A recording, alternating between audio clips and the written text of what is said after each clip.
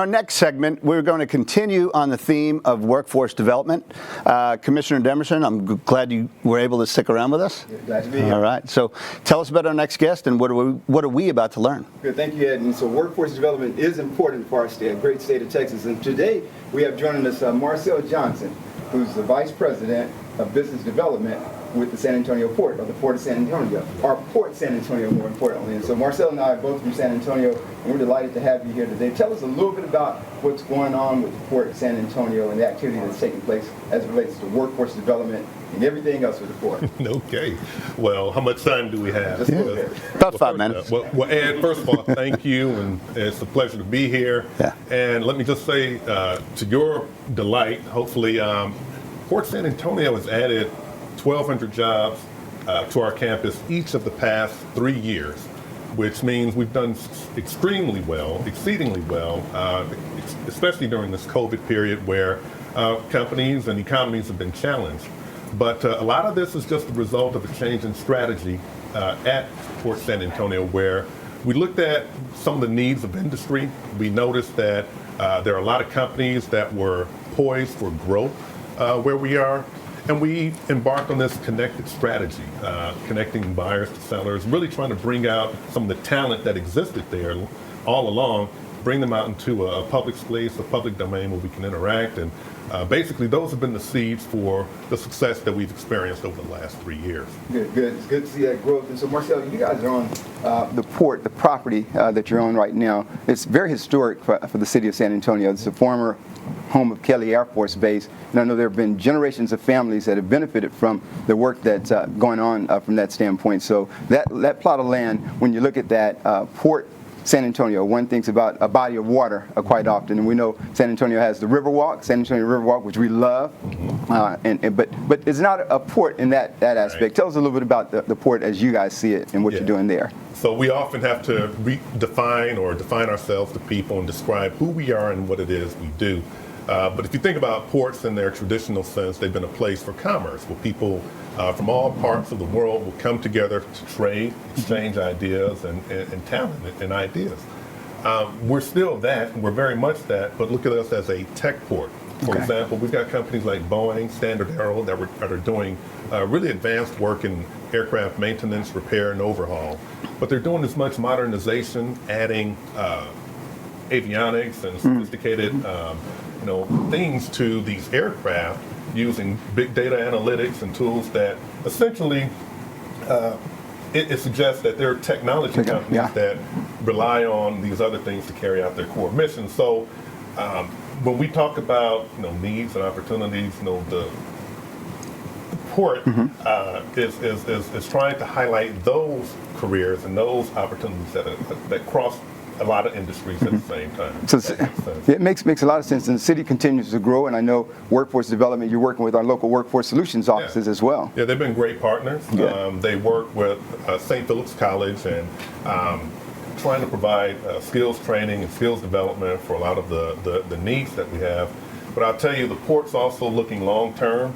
We're trying to do things that will support and really sustain our growth and momentum beyond just these immediate needs, right? So when I'm describing, the middle school, high school, we've got programs that are, all STEM focused and STEM related. These are being facilitated through our Museum of Science and Technology. And there are ones where our employers on our campus are allowed to engage the students, be mentors, provide pathway guidance, and more importantly, they can be what I would refer to as key relationships for future internships and, quite frankly, apprenticeships, where those relationships are key when they're trying to find opportunities later on in life. Good. You hit a couple of words that are very important to me: internships, apprenticeships, career pathway, and the like. For me, employers, we want to make sure that our employers have access to that talented pipeline. So congratulations on the work that you guys are doing in that stead. And so, speaking of San Antonio, we have the San Antonio Spurs, but how are the Spurs going to do this year? But we're in Maverick territory at this particular point, and so they typically do better than the Mavericks. So whether or not they want to champion, that's so we'll get back to the business. But yeah, in recent years they haven't, and I know they've got some awesome talent. Why did I know this was going to go in this direction? Anyway, how much time do we have? Because we probably have a more interesting topic to talk about, more about the port, if I'm correct. I know you're going to be introduced to someone that can hit that, but let me just say congratulations on the work that you guys are doing. I am from San Antonio. I've seen what happens with that particular base in the past, and now the port, and we appreciate all that you guys are doing from that standpoint. So, well, we appreciate you, and Ed, we appreciate just this opportunity to be a part of this YTexas conference. Mm-hmm. Hopefully, like I said, we'll see this in our neck of the woods at some point in the future. But what I'd like to do, take the liberty of just introducing Jim Perschbach. Jim Perschbach is our president and CEO. Not here physically, but what I'd like to do is throw it over to Jim, who has some words and a much better and much cleaner and crisper description of who we are and what we're doing at the port.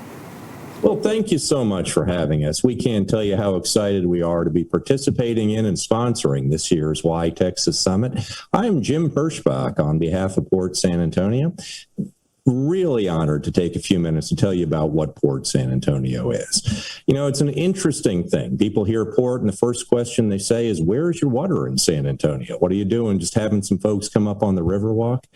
But what we are is really a place that connects people.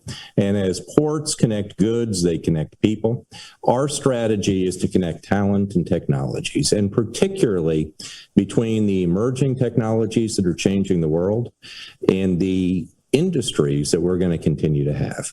There's some great examples of that going on here at Port San Antonio that we're tremendously excited about.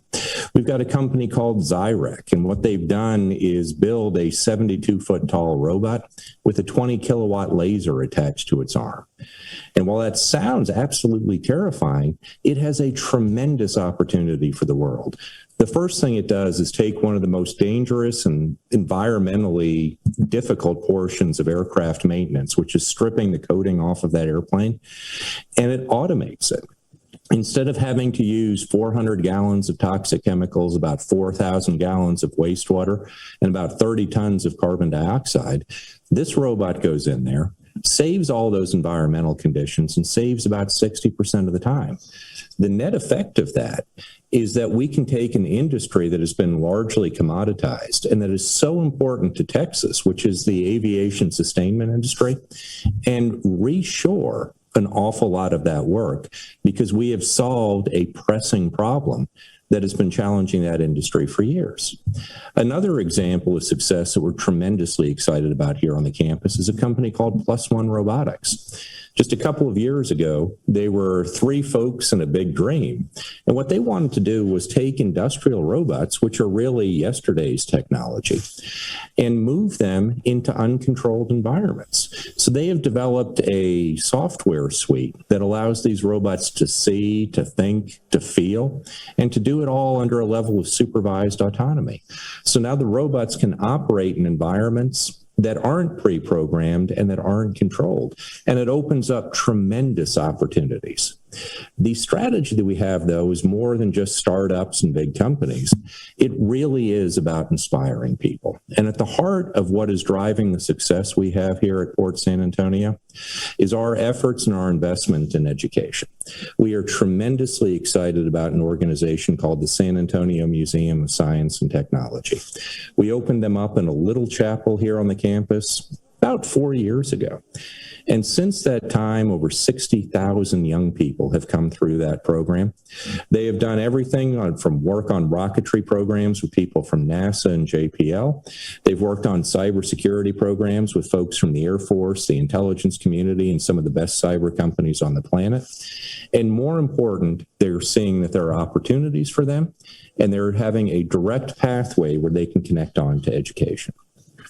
And that's why the heart of our campus is what we call the Innovation Center, the Tech Port Center and Arena, which will be opening in the early part of next year, probably spring of next year.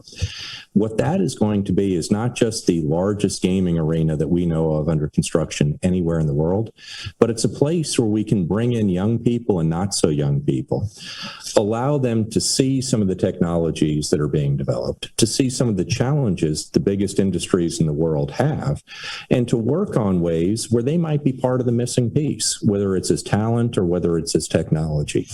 And you say, Jim, that's great. Everybody has an innovation center. Everybody talks about innovation. How does that really translate into what you're doing? Well, since we started this strategy about 4 years ago, we have dramatically increased our revenues by about $20 million a year from a base of about $34 million. We've done that by driving up our net operating income.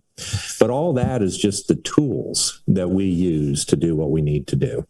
In those 4 years, we've added over 5,000 jobs on this campus, and we've done that largely without having to incentivize any job.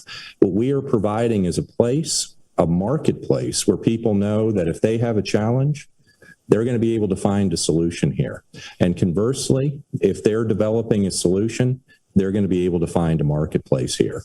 And most important, because I know everybody watching this conference knows this, the biggest challenge for every industry is where is our talent coming from? And by being able to say that we have a steady stream of folks coming through, not just getting inspired, but getting on to employable paths, well, what we've done is create a sustainable pathway of new talent. Within this new center, we've set an internal goal, which is tremendously conservative. We want to have 150,000 young people a year come through that building. If just 1% of the people come through, go on to achieve an education, get matched up with the educational programs here on this campus or throughout our community, that is 1,500 net new recruitable, employable people per year. And we think that's a tremendous opportunity and something that is replicable, not just here in San Antonio, not just around the state, but frankly around our country and our world. We're tremendously excited about it, and we're tremendously excited to be part of YTexas and to be part of the great things happening in Texas, because what's going on here at Port San Antonio is fantastic, but I'm sure throughout this conference you're going to hear there are the same types of things going on throughout our state. And while we live in a world that has a lot of problems right now, there are always great things to focus on. And I applaud everybody at YTexas, everybody in this group, because you folks are helping create the positivity that is going to show that our world continues to get better. It's a great time to be here. It's a great time to be part of YTexas. Please enjoy the show.